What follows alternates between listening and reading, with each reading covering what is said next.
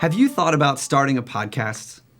We put these videos out from ministries, and we interact with a lot of ministries, both here in the States, internationally, and interestingly enough, we don't talk a lot about podcasts. And why not? There are so many people doing podcasts now. I know that my podcast consumption has increased a lot over the last couple of years. But again, not a lot of ministries that we interact with are doing podcasts. So I wanted to bring on Rob Bettis, an old friend and a podcaster now. That's right. When did you guys get started? You started not too long ago. Yeah, I had the idea for the podcast a few years ago, and it took me a couple of years to muster up the courage to actually publish. And we've now are 12 episodes deep. Awesome. Yep. Yeah. So it's called Unfederated. That's right. And just to plug you for a second, you can get that wherever podcasts are listened to, consumed, whatever platform you use. And what do you guys talk about? So it's a podcast about being an independent worker. So which you are. Which I am. So it's me and my sister, who's also an independent worker. She and I could not be any different of two people that came from the same family, but we both have that in common as far as being solo business folks. And so, which is a really fun dynamic that you guys are brother and sister, and that again you guys say we're polar opposite, but you unite over this one thing, and I mean probably multiple things, but this one thing you have in common that you guys unpack and talk about, and man, it's a lot of fun. I'm a listener, I'm a fan, and you guys do such a great job. And I'll brag more about you as we go. Yeah, it's a lot of fun. Yeah. So I wanted to have you on because, again, it's fascinating how few ministries are actually using podcasting. And another layer to that interestingness is that a lot of folks come from a broadcasting, like the older ministry partners are from a radio background. So in a way, this is kind of piggybacks off of that traditional radio broadcasting. Very natural extension. Yeah, exactly. That's what I'm trying to say. Yeah. So let's talk. I mean, let's pretend like someone's never even heard of a podcast. Okay. Like what is a podcast? So podcast is kind of a term that was created as a combination of iPod broadcast. So it was kind of championed by Apple in the early days of the iPod and iPod success. And it's really like standalone talk radio, if you will. Yes, yeah. Decentralized network and just snippets of audio for people to share on the web, like little talk radio shows. Yeah. And radio's not dead, but man, the on-demand concept that we've been trained, at least our generation is now used to, and younger generations from us, they demand on demand. Right. And so I think it really serves that well, obviously. And so why did you get started with podcasts? What's the why behind podcasting? Why might somebody who's like, well, I know about podcasts, but I don't really see why I would do that. Why did you get started, and why would you think that someone could benefit from that? Yeah. My sister and I we found ourselves having situations where we were talking about our personal businesses at nauseum on the phone. And I lead a small group of other freelance employees here in town. And a lot of the discussions we had in one place, I felt like were things that had already been discussed between my sister and I. And so we kind of thought, gosh, we could record this. Like this would make for a good podcast. This is stuff that other people could perhaps benefit from, and certainly something that I think would be fun, a challenge for us to kind of put more thought and ideas behind what we're doing with our business. And so kind of up the bar for us as well. So adding value to a customer base, like that you have, and I know that you use it for like hey, and if you have questions about this stuff, feel free to reach out to me, and it's a lead generator of sorts. It is, sure. What's interesting is we've seen ministry partners that have had great success with, we did a whole Echo conversation about a case study where a nonprofit ministry did a Pandora ad. Nice. They were one of the first religious ad on Pandora radio, and they saw a ton of response. And so I was thinking, like, man, what could we do? It's similar but different. what could we do? How powerful could that idea of a podcast be to put out value and then give a call to action at some point? And I'd love to pick your brain about that in a second. Yeah. But let's say that I'm like, okay, great. Know what a podcast is. I kind of have a little bit of a why. I'm curious. It feels like there's a lot of equipment involved in that. So like, let's start from the beginning. Maybe it starts with the microphone. So what kind of equipment? What are we talking? What's the on-ramping to get into this thing? Yeah. I think from my perspective, and having just gone through the research phase of all of this, the biggest takeaway I came away with is it doesn't have to be complicated. Okay. It's all just a matter of where you want to set your own bar as far as a production quality. So you could have a professional radio studio if you want. Certainly if you listen to like the more popular, like the NPR podcast, that's what they've got. Yeah. But I also listen to a handful of podcasts that are nowhere near that and are just as enjoyable for me. So it's depending on where you want to set the standard for yourself. You could go at it with some Apple earbuds with the microphone attached, or you could go somewhere, on one end to the professional radio stage on the other, or somewhere in between. And I think most people fall somewhere in between. It's just it's shades of gray as to how complex you want to make it. Well, we were just talking, let's say somebody has zero budget. They just want to get started. Yep. And, we talked about like this right here could be your podcast radio station setup. Like that's right. So would you suggest, I know Anchor is an app that essentially you download it and you're ready to go. Yeah. So there's been, even just in the recent weeks, a trend of more I guess you call it like a podcast network, like a YouTube for podcasts, if you want to call it that. And it's kind of a roll your own, like from start to finish, everything you need. And Anchor's a great example of that. They provide the platform. It's free to use them. And you can host and distribute your episodes from there, record, edit, host, and distribute your episodes from there. Yeah, wow. And makes it really convenient. And it makes the barrier to entry a lot lower. A con of using something like that would be that Anchor retains certain privileges to your audio content. So for some people that is no problem, and for some people that makes them want to look for other providers. Give me an example. Like what is that exactly? What does that mean? So they own your content, you own your content, but they have privileges or not a lawyer, as I understand it. The terms and conditions grant them access to use your content for their own promotional purposes, there you go. Or for to inject their own ads into your podcast, to do some other things. Yeah. So where you're not paying on the front end to create your podcast, host your podcast, like you might with other services that help podcasters, you also are kind of handing over someone else the opportunity to monetize the content down the road. Gotcha. Mm-hmm. So that's the $0 in. That's the getting started. Maybe it's the MVP, the minimum viable product. Like that's the like testing this out thing. Let's say we want to we're ready to go semi-pro. Yep. Let's take this up a notch. Amateur. Yeah. What's our... Yeah. It starts usually, and really there's no... the only order to this is just the logical as you think about how your voice travels. Yeah, but start with the mic. You kind of two big categories of mics. You've got your microphones that are just USB, that just plug into your computer. Those are pretty cut and dried, not super expensive. And give you good audio, and not a bad place. Which includes, we can go ahead and talk about Blue is the name of the company, the Blue Yeti. Yep. YETI, just like the Sasquatch. The Blue Yeti microphone is, I would say it's hands down the starter microphone. Yep. And it's really great quality, USB powered, pretty plug and play. They also have a cheaper Snowball. The Snowball. Yeah, so they're going with the snow, aggressive snow names. But so that's a very popular one. Are there any better in that realm that you? Yeah, I started with the Snowball, and then the Yeti is definitely a step up from that, and probably is bang for your buck, probably a better option.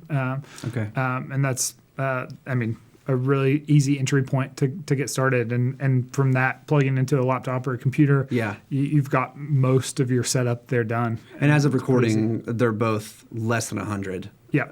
So that's it's a pretty reasonable entry point. Yep. not bad at all. Okay, and then there was a second kind of higher. Second category, microphone, is kind of the one you think more of in TV and radio and kind of like what we're using off video here. Yeah, like your XLR with the microphone cable, and again, there's some really excellent XLR mics for podcasting that are in the $100 to $200 range. Okay. I mean, you don't have to spend a lot. Kind of the one that's largely thought of as being cream of the crop is maybe a $600 microphone, but that's most people are operating off one that's more in the 150 range. So, okay.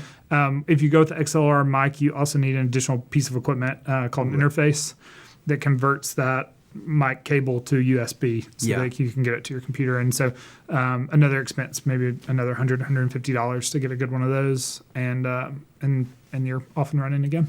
Okay. So that's the mic. Yep. I like how you said that. We're gonna follow our voice through to cover all this stuff. Yeah. So we've hit the mic. It travels down the cord, however that goes. It hits our computer. Yep. So that requires a computer. Your choice. But what software? Like, what are we talking here with recording software? Yeah. I'll interject one optional thing between the mic and the computer is a lot of podcasters will include a cough button in there, which is like a single switch, one button where you can mute yourself if you have to cough or whatever in the recording. Okay. So totally optional. Interesting, yeah. Onto the computer. One of the things you have to ask yourself early in the podcast is kind of the format. Are you interviewing guests in person? Mm-hmm. Are you having guests at all? Is it just you talking? You and a co-host, for example. Or are you doing it with someone elsewhere, not in the room? For the case of our podcast, my sister lives in Colorado, so we often do ours remotely. And so for us, we use what I think is a pretty common setup for podcasters that are remote is a combination of Skype and an app called Call Recorder. Okay. And it's made by a company called Ecamm. Essentially, you could almost do it through Skype, but the Skype audio is sometimes not great or get interrupted. So what Call Recorder does is it records a local copy of both sides. So I can hear my sister through Skype, but ultimately Call Recorder is just recording my voice. And then she has a similar setup on her end. She can hear me through Skype, but it's just really recording her voice. So you end up with two tracks, just one side of one host and one side of the other, and then you venture on down the chain and you try to figure out how to combine those. Is there a cost? I mean, I know that when we record that, it's like as soon as you record something, of course, all of it changes. Yeah. So but as of this recording, ballpark, and a lot of this people can find for free. Certain things. So it's Call Recorder. Skype's free. Call Recorder is like $30 one time. If you own a license to it. So so pretty affordable. You can use a cough button right now, actually. Mm-hmm. Now that I know that exists, you've got it in me, okay, cool. Yeah, so, I'll listen to these podcasts where they do interview-based, and it's like, why is somebody on a telephone? Yep. Isn't it 2018? Like, why? How is this still a thing? This isn't AM talk radio or whatever. Listen to with my dad. Right. But yeah, so it's good to know that that's out there, and I feel like we always encourage ministries to try to seek excellence in your media. Yeah. And I think that's $30. It's an easy win to have a really excellent level of call recording. Yeah. There are professional podcasters that are operating on a setup fantastic, like what I've described. So the bar doesn't have to be super high. A few $100 and you've got your equipment. It's awesome. Yep. Okay. So we're following the voice. Yep. On into the computer, you've got two tracks. You've got your host, two co-hosts, or your host and your guest, which is pretty. Honestly, most podcasts are pretty interview based. Mm-hmm. At least most I listen to. I probably have. We'll get some emails about that, as if anyone emails us. But right, yeah, you'll hear about it. Yeah, we'll hear about it somehow. But okay, yeah. So then the challenge is kind of how to edit that audio. You, again, on kind of a lower end, especially if you're an Apple user, you can use GarageBand to edit and mix the two tracks. And there's dozens and dozens of tutorials on how to do that from a very detailed perspective. One level up from that is also some Apple software called Logic Pro. And think it's $200 to buy Okay. a license to it. And it just has some features that it's very similar to GarageBand in a lot of ways from a podcasting perspective, but it has a few other features that will make editing your episodes a little bit easier. So just depending on how much time and commitment you want to get, I started just using GarageBand and kind of proved to myself that I was going to actually do this. And Proof of concept. Record multiple episodes. Yeah. And at a point in time, it made sense to spend the money just to make the process a little easier. Nice. Okay. And I know in talking to you before this, you've talked about another additional piece of software for compression. Yeah. Now, I know a thing or two, but even this feels a little bit over my head. So talk about the software. Yeah. But this is why I wanted you, because you are research, like you're going to know all the ins and outs before you make a decision. Sure. So, which is valuable to me and our audience. But so like, okay, explain why that's important when it comes to the medium that we're talking about podcasting. So podcasts are a decentralized system, meaning that every podcast host has or podcast show has a server that has a copy of all the episodes, and anyone that wants to download that episode goes and gets it off that server. So if you have a popular show, you're transporting that file many times, millions of times perhaps. And so one of the challenges as you export your edited audio from GarageBand or Logic Pro is you want to see how small you can get that file without it sacrificing audio quality. Mm-hmm. So there are some tools that allow you to do that. Some can be done as through the method that which you export from GarageBand or Logic Pro. There's also a guy named Marco Arment that is a software developer and has written a podcasting app for the iPhone. Okay.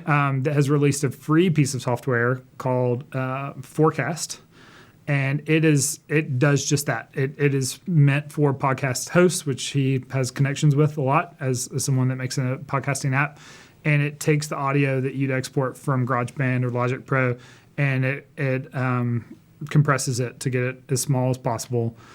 You can also use the app to add like your episode data, like the name of your podcast and all that kind of stuff, so that it's embedded in the file. Nice. And it's got a few other minor features, but essentially it's just an app that does, one thing, episode prep, but it does it really well. Okay. And that's free. That's which is music to our nonprofit ears. Can't beat that. Okay, cool. So let's keep going, following through. And I don't also want to go too fast. So if I miss anything, please. Yes. I'll mention there's a few other apps that do essentially that. Okay. Some even try to do some of the voice leveling and all that kind of stuff programmatically. I've tried a few of them, but I've just found Forecast for certainly for the price, it's hard to beat. Yeah. And again, there are like so many options here, and Windows, Mac, if you're going to do it on your iPad or iPhone. So there's all sorts of, but again, uniquely your setup is going to be awesome because you're Rob. Thanks. Yeah. The over-engineered version. Yes. Yeah. So, okay, cool. So let's now talk about, we have our edited, compressed podcast. Yep.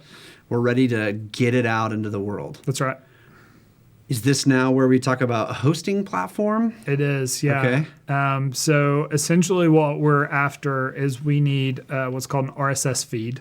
RSS stands for Real Simple Syndication. And it's essentially just a pipe of data that people can subscribe to in order to get our podcast. Okay. So we take that RSS feed and we would submit it to iTunes or to Google Play stores. And then all of a sudden, those outlets have a mechanism to get every new episode we publish. Yeah. So to create that RSS feed, we need somewhere to host our episodes.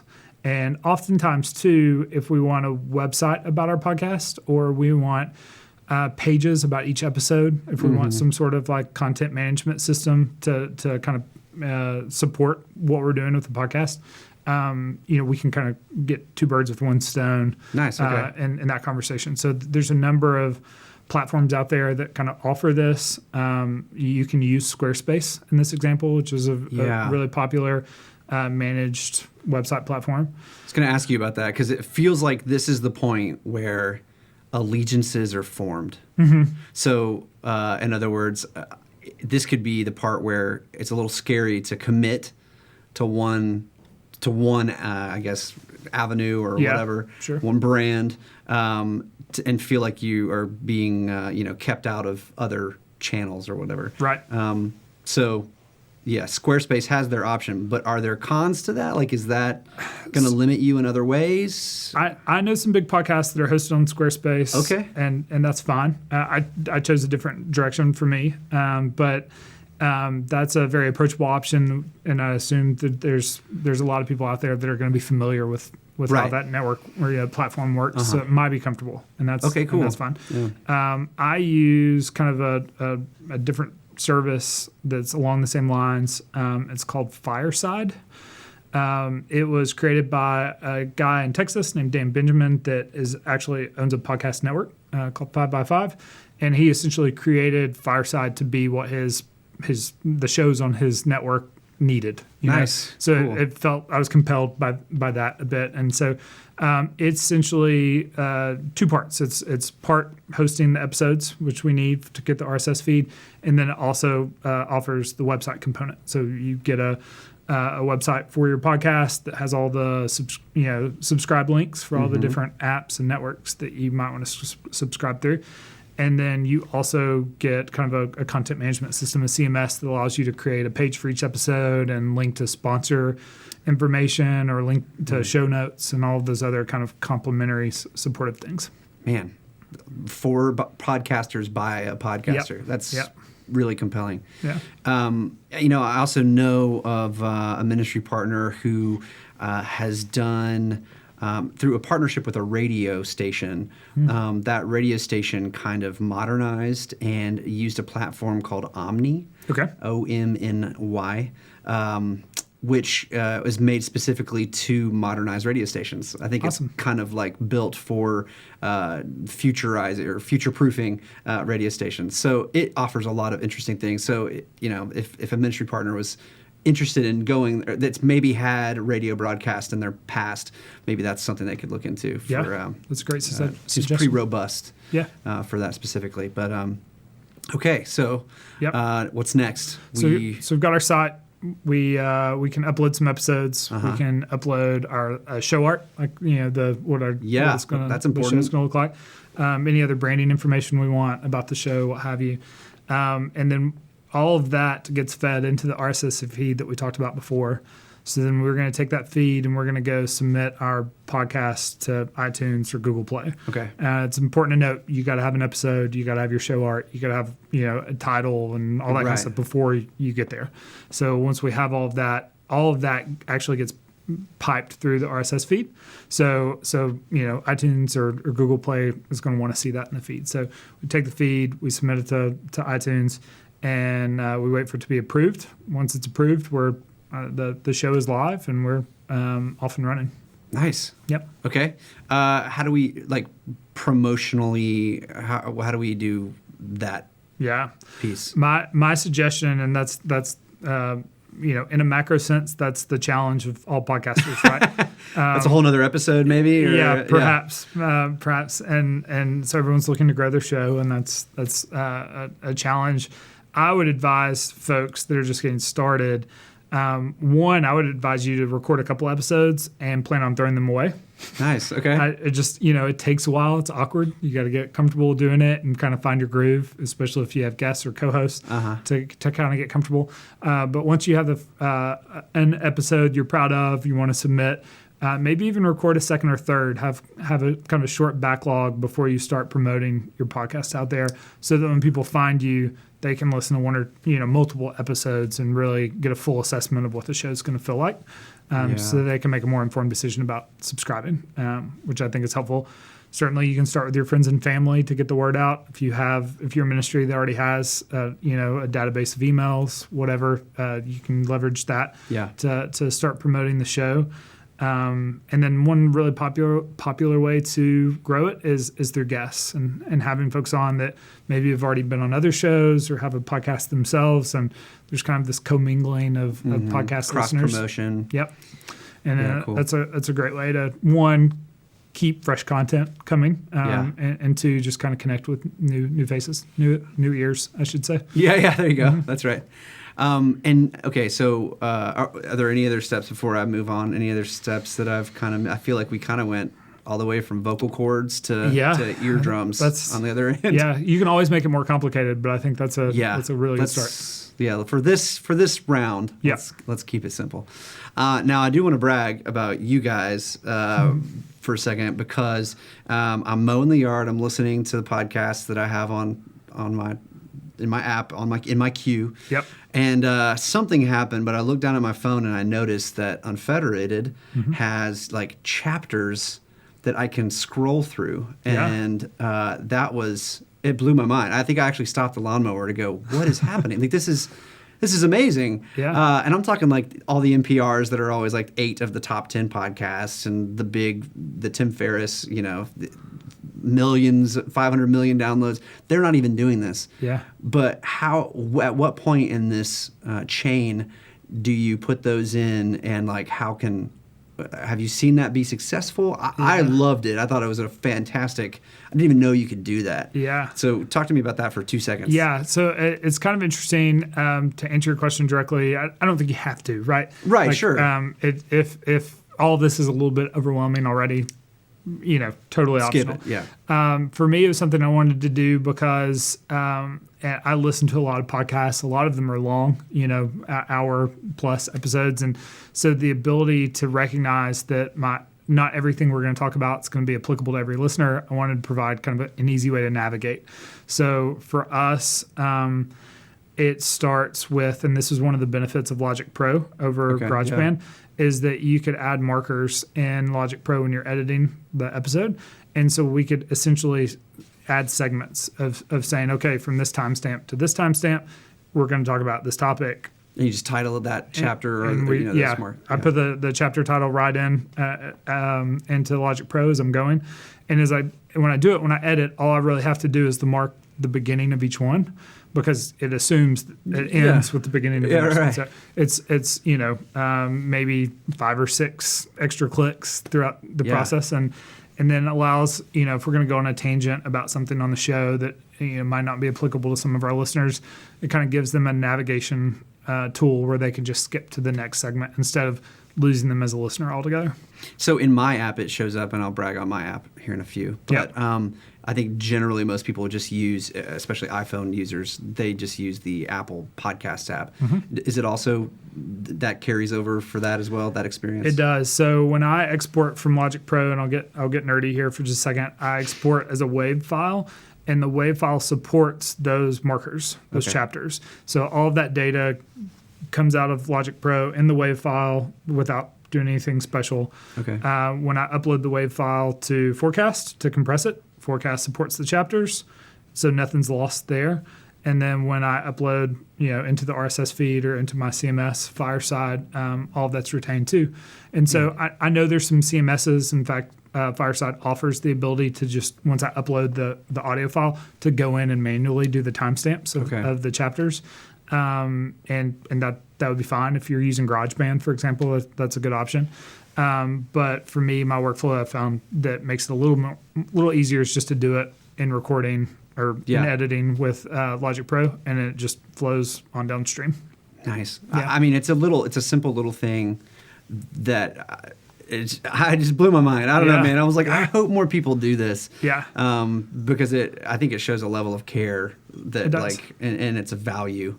So anyway. Yeah. And some of the chapter technology too allows you to change the show art at certain timestamps. Really? So if you're talking about a visual that you want your listeners to be able to listen to, that gives you a mechanism too of saying, you could look at your phone now for a second and see what we're talking about, which is helpful. That's awesome. Yep. Okay, so we've talked in another video about metrics and analytics. This is obviously, we can put out great content, but if we can't measure the results to see how we're doing or if it's even worth our time and resources. So let's talk a second about what our options are for measuring the outcome of these podcasts. Yep. At what level What platforms do you see that are better for that? Is there even a third-party thing we need to be aware of? Sure. So let's talk about metrics. Yeah, we mentioned a second ago that podcasting is a decentralized medium. And I think that's important because we see that play out with the metrics. There's not a central, hosting figure like a YouTube that controls all podcasting. Okay. And so as a result, we have limited ability to measure a lot of the statistics that people that are familiar with that sort of world today would expect. If you're checking Google Analytics or you're looking at your website analytics in any kind of capacity, you would expect certain levels of detail. And so in the podcasting world, we can see how many times the file has been downloaded from our downloads. Our host. So we get download, and then we get the location of the person downloading. We get the app they use to download it. Oh, okay. Cool. And we get whatever kind of device they're on. Wow. Okay. And really that's it. So you'll notice some key things that are missing is like if they listened to the episode or like how long they listened. Yeah. So metrics like that are not natively available. I will say that just within the last year, Apple in the portal where you submit your RSS feed has started offering maybe one or two additional metrics to the podcasting world, and they only apply to listeners who are using the Apple Podcast app, and which has a huge market share. So that's okay. It's pretty safe. Yeah, and one of those is consumption rate. So it gives you kind of a percentage of your episodes, how long are people listening. But, obviously we don't know. You can't get like a heat map kind of style. Right. Metrics. Yeah. You might be interested in how many people heard an ad read or something, and those metrics just aren't available. So, interesting. So if you're, looking to monetize or advertise your network or your podcast, you're really looking at just kind of your average downloads per episode. Kind of gives you a good metric of how many people are at least subscribed. Yeah. Okay, cool. Yep. I mean, that's huge for nonprofits, especially who have to report back to foundations. Yep.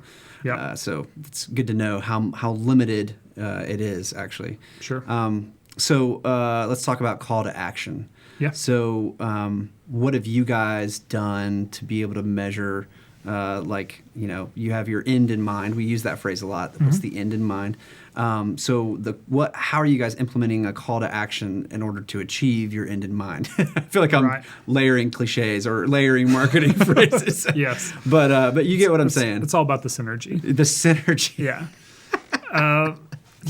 That's tough. And our podcast is a little bit different because it's kind of a labor of love for us. Sure. We're not really. We may monetize the podcast someday, but my sister's an attorney. I do digital marketing, so it's not instinctively as wrapped up in our own businesses as I think a lot of podcasts will be. Okay. Yeah. If you're doing it as ministry, you probably want to be focused on content that supports the work of the ministry, right? And then the call to action becomes a lot more clear. One good thing about someone in that position is they're probably not directly trying to monetize the podcast. They're probably not selling ads or whatever. Maybe the ads look like promotions for different programs in the ministry. Right. And you're just dropping those in from kind of a top of mind branding kind of perspective. Or maybe the content itself is a little bit more sponsored, and so you're doing episodes about different aspects of the ministry, something like that. But there's, one really popular call to action that you hear a lot of podcasts promote, which is definitely something to consider, is a next level conversion, we call it a transitional call to action. We don't know the listener yet, right? In this environment, we know they downloaded it, but we don't know who they are, and to some regard, we don't know what they value or what they think of the podcast. So a lot of podcasts will also include calls to actions for like a Facebook group or an email newsletter or some other mechanism where we can get a little bit more data about the listeners, so that maybe we can get feedback to improve the show, or maybe we can reach out that one extra level besides just what's in the show. Yeah. Another thing I hear a lot from podcasters, let's see, there's probably two or three things. One is show notes. Yep. So let's talk about that for a second. Yep. Show notes. I'm assuming you could do something like measure click-throughs through Bitly's or links or whatever. It seems like there's a lot you could do with show notes. For sure. Let's talk about our chain that we laid out before. Yeah. Where would that be put into? That would be through the platform? Yeah, through the CMS that you're using CMS. to host Squarespace or Fireside or what have you. Each episode would have a title, description, and often have show notes. If it's an episode that's being monetized, it might also have sponsors links included. Sure. A lot of podcasters use show notes as an opportunity to include links, affiliate links. So if they're recommending a specific app or product, they may be getting like a referral kickback on the links. So that's if you're looking to monetize a podcast, that's a way to do that. But more than anything, it gives your listeners who one of the really nice things about podcasts is it's a passive listenership, right? Like it doesn't have to require your full attention like That's right. Like TV. I can mow the yard. Yeah, you can mow the yard and listen, and that's kind of what makes it great. Yeah. But it also creates a challenge that if you have a call to action or you're asking someone to do something else, they're often not in a place, they're driving a car. Yeah, that's a great point. So that gives you a place to kind of list that data where they can easily come back to it and act upon it. That's a great place for show notes. I also hear probably the number one call to action is give us a review. So, I mean, Yep. over and over and over again. So why is that? Why? What's the importance of that? Yeah. So one of the ways, like Google Play and iTunes, I'll pick on iTunes specifically because they were the first ones. One of the ways they prioritize what kind of shows they feature and search result rankings is based on listenership and reviews. So reviewing a podcast that you really enjoy increases the likelihood that podcast is shown favoritism and kind of podcast rankings and listening, listings, I should say. Yeah. And so it's always great for a show to be able to get those reviews because it can kind of increase the likelihood of them drawing in more listeners organically. Yeah. And so that's why it's always a plea from the podcast host to rate and review. Yeah, it's kind of playing to the algorithm. We've talked about that in another video. And, but again, educating yourself on exactly what the platform's looking for. You're playing to the algorithm. It must be popular. People are reviewing it. Yeah. And hopefully people are giving good reviews. Right.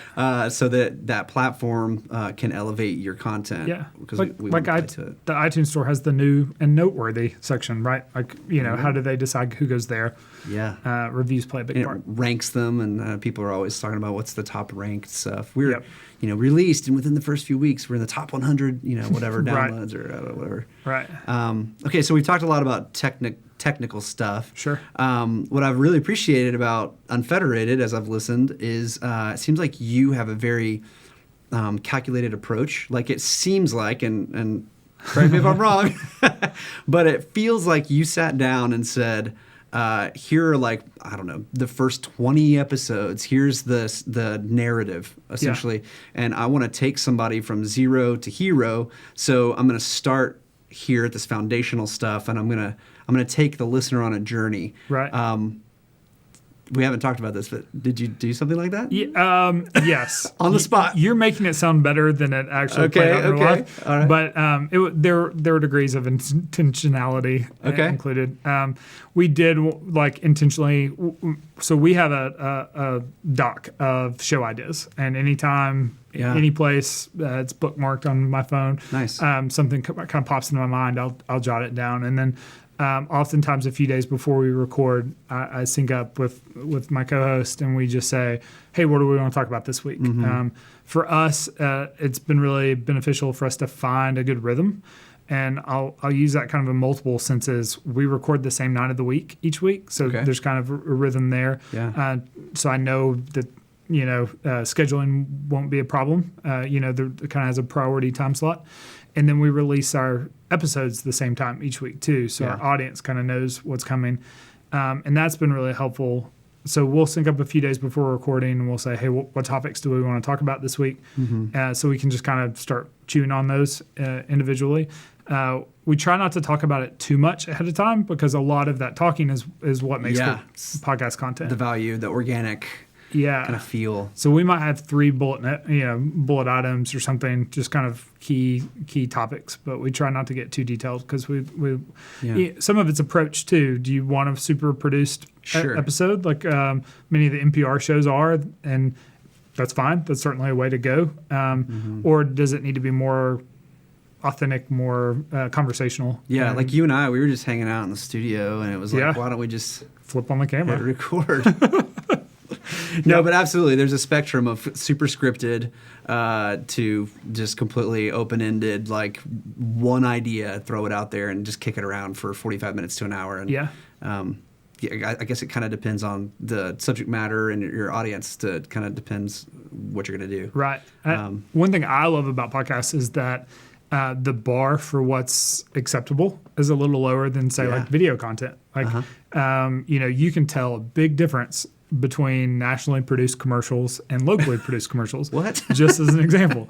And for the audio side of it, that there's not that big of a separation between really superb audio and above average audio. And so in that situation, the bar for production is a little lower. And so, a more casual, conversational podcast episode starts to feel totally fine. It's very acceptable. So if you're out there as a someone working in ministry and you don't know about that whole side of the production thing, I wouldn't let that stop you. Yeah, and I mean that's one thing I love about podcasts is that, and I've said this to people when suggesting podcasts, is you're invited. You have a seat at the table.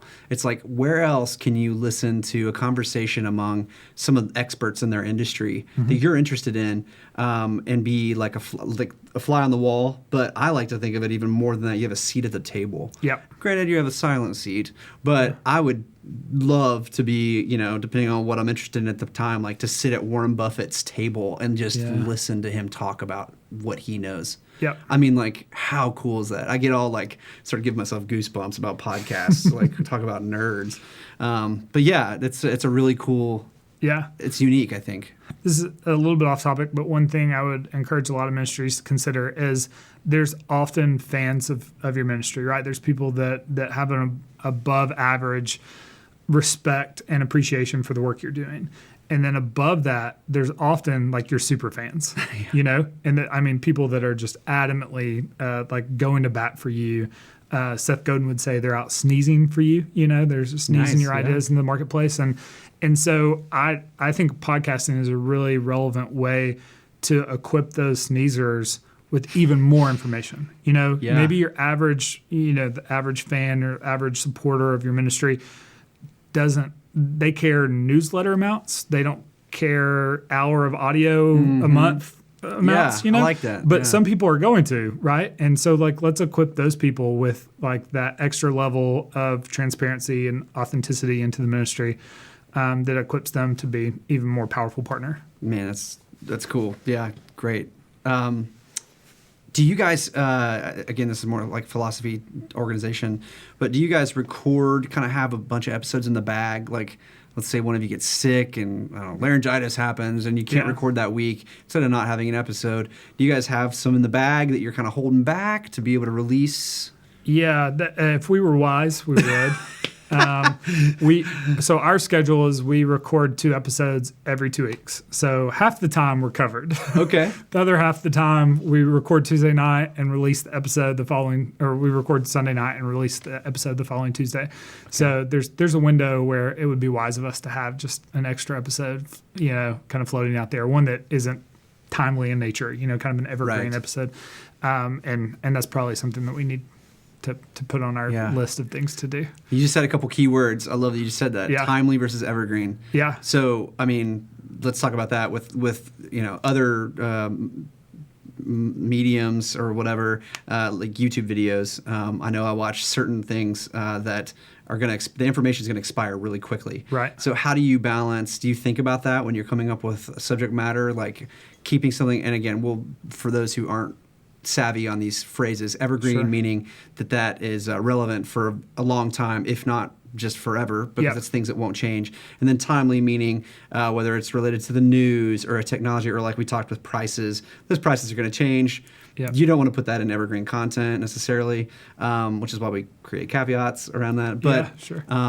like, are you thinking about that when you create your content specifically for your audience? Yeah, I think that shapes a lot of how you want to do a show. And for example, I just finished listening to a series all about how to be a better negotiator, right? Like total evergreen content. Like, Yeah. I mean, at least for years, that's going to be helpful and relevant. And Yes, there's yeah. nothing in those episodes that really tied it to a specific time or place and the broader spectrum. But then I listened to a handful of daily news Yeah. podcasts each morning, and those are like if I miss a day, I just delete it. I mean, Yeah, totally. I'll often go back and try to listen to it. So, depending on the nature of your why for your show, like what you're trying to accomplish, what you're trying to communicate, you could kind of view that differently. Just in the last year or so, some podcasts have taken a little bit more of like a seasonal approach where they actually have seasons of the show. They'll release, 10 episodes and call it a season for whatever reason. And so you might produce a couple seasons of kind of evergreen content and let that, sit on the shelf for people to access, and great. And then other episodes from other shows may be a little bit more geared towards commentary on what's happening Right. in the now. And those kind of episodes, timeliness starts to play a much stronger role. Yeah, cool. I have some fun questions. Let's hear 'em. But before we do that, you're the podcast expert here. Have we missed anything? Anything that our audience should be thinking about or know about? Yeah, Tips, tricks? I'll say from my personal experience, I mentioned at the beginning of the show, I had the idea for the show 2 years before I actually acted on it. And there's, it's intimidating. And maybe for some ministry folks that have radio backgrounds, less so, but for me, very much so. Yeah. And so it is a medium where I feel like you can, sit in a room, record some stuff, listen, and kind of delete it if you need to, or if it's good enough, just like send it out in the world and start somewhere. The expectation for what's acceptable on podcasting is not as high as it is a lot of mediums, and I don't mean that in a derogatory way. It's just that you can do an okay job and still have a great show. So everybody has to start somewhere. So my only word of encouragement is to give it a shot. Yeah, awesome. Yeah, be brave. Okay, so feel free to get out your phone. All right, let's do it. We're going to talk podcasts. We're going to nerd out. And let's see. Give me like 2 or 3 of your favorite podcasts that you listen to, and tell me why you think they're awesome. Okay. I listened to, kind of alluded to this earlier, but there's a news podcast that I listen to first thing every morning. It's an NPR podcast called Up First. Okay. It's 15 minutes of news, and that's about it. And I, as someone who spends a lot of time on social media, can often get overwhelmed with the amount of information and sometimes drama that is just pumping through my life all day long. And so I've kind of tried to filter most of that out and rely on just like more segmented or condensed versions of that. And that's 15 minutes, you get everything you need. Yeah, I've found that there's not. There's more news than that, but Sure. do I need to know it? Does it impact my life significantly? Often that's kind of a good amount of time. Okay. To keep my stress level, blood pressure, all that kind of stuff in check. Is that one person delivering? Is that interview style, or how do they? Yeah, so it's the NPR team that does Morning Edition. Okay. Just records that standalone show each morning. And so they have their reporters on, and so they have some guests, but it's largely a rotation of 3 or 4 hosts and familiar voices if you're an NPR listener. Yeah. Yeah. All right. Yeah. Well, how are you going to? I was going to say, yeah. Are we going to go back and forth? Let's ping pong. All right. this. So I can't talk about podcasts and not mention my buddies. We have some good friends. Nils Smith, who is a social media expert and helps out with a lot of ministries and churches. And his co-host, Nick Runyon, who's a friend of ours. They have the Social Media Church podcast. Nice. And it is super, for this niche, for our niche, it is super valuable. Again, it's all in the name, Social Media Church podcast. Right. Pretty straightforward. They're covering, I know Nick and Nils have some pretty unique relationships with Facebook and Christians that are working in Facebook, helping the church with figuring out how to do groups better, they're always talking about the latest thing. So like when Vine 2 was announced, they were talking about that. I told them it wasn't going to work. And have you heard about Vine 2? I don't know. Has it launched? I don't know. But they're always on the cutting edge. They're basically doing the research for you. They keep their ear to the ground. That's about awesome. all things for the church. So it's, for ministry people in ministry, it's invaluable. Yeah. So I can't talk about them enough. And it's fun. They're goofballs. We love them. And so it's a lot of fun. That's it's very awesome. conversational. Yeah. So. I like that. All right, your turn. I like that. My next one will be Andy Stanley's Leadership Podcast. Okay. Yeah. It's one of my go-tos. I am intrigued by leadership. I took a class in my MBA program about it. We've got someone at the local school here that's kind of nationally renowned from that space, and so I love Andy's take on things, and it translates really well in nonprofit or for-profit world. It's a lot of principles that extend a broad scope, and I'm an independent worker, so it's not like I have a team to lead. Yeah. But being a good leader is something that we can all improve on. So. Absolutely. All right, let's see. I think my next one I will say is, gosh, there's so many, man. Masters of Scale with Reid Hoffman. Have you listened to this one? No. Yeah, so it's interesting. Reid Hoffman's one of the co-founders of LinkedIn. Okay. If someone did a wiki search on this, I may be found wrong on that. But he definitely has ties with LinkedIn. He's a serial investor guy, just an entrepreneurial. He's got his hand in Silicon Valley. So as it said, Masters of Scale, he talks to Zuckerberg, Sandberg? Yeah, Sheryl Sandberg. Yeah. All the Bergs. All the Facebook Bergs. And anyway, he's talking to the creators of Airbnb, Instagram, all these guys to talk about building a business, a digital business, and scaling it. It's fascinating. So you don't just get the kind of the bios of these creators and leaders. You get really Reid kind of hosts it. It's very produced, but he hosts it in a way that he helps summarize the points. Yeah. So like, in other words, he would like edit it to where the person like Mark Zuckerberg will be commenting on a decision they made to go mobile first. And Reid will say like, now listener, did you hear what Mark said? Yeah. He said this, and this is why this is important. And it's like, oh man, it's so cool that I have these two titans of industry kind of to almost give me a curriculum for how to scale a digital business. Yeah, just case study after case study. And it's fascinating. Yeah, and he actually has it set up like a syllabus, and they do the season kind of style to their releases. So that's awesome. It's a little more produced. Some people I know don't like it because of that. Okay. But I've really enjoyed it. So interesting. Yeah. Okay. Anyway, you're next. Yeah. Let's try to get one more. Okay. You're reminding me of a show I do listen to called Business Wars, which is like they had an 8-part series on Netflix versus Blockbuster that I'm like halfway through, and it's similar, right? But my third and final pick, and I'll actually give a shout out to someone I mentioned earlier. It's a show called Back to Work. It's all about productivity. It's got two hosts. One is Dan Benjamin, who's the founder of the Fireside platform that I mentioned earlier. And the other is a guy named Merlin Mann, who used to have a blog a long time ago called 43 Folders. That was all about personal productivity. And that was kind of like a Web 1.0, like super popular blog, and super interesting guys. Talk a lot about productivity, talk a lot about comics, and they've been talking a lot about the education system lately, just as it kind of relates. Right. So they're really, they come across as really genuine, transparent people. And so it's a show where you almost enjoy listening to them talk about anything. Yeah. But the root of it is productivity. It's funny you say that, because like some of these podcasts, I do feel like, man, I'm just such good friends with these guys. Yeah. Like, it's like... If I saw them on the street, I would go up and talk to them and be so weird. And they'd be like, I don't know you. Stop hugging me. Okay, and the final one I'll mention for now, man, if I had to pick, it's like a parent picking a favorite kid. I don't think you're supposed to do that. I know. Converge with Casey Newton. Have you heard of this one? You've told me about this one. That's right. I was like, oh man. So he works for The Verge, which is like an online blog publication website, whatever. And he is the Silicon Valley editor. So he's bumping into the Silicon Valley crew again. all the time.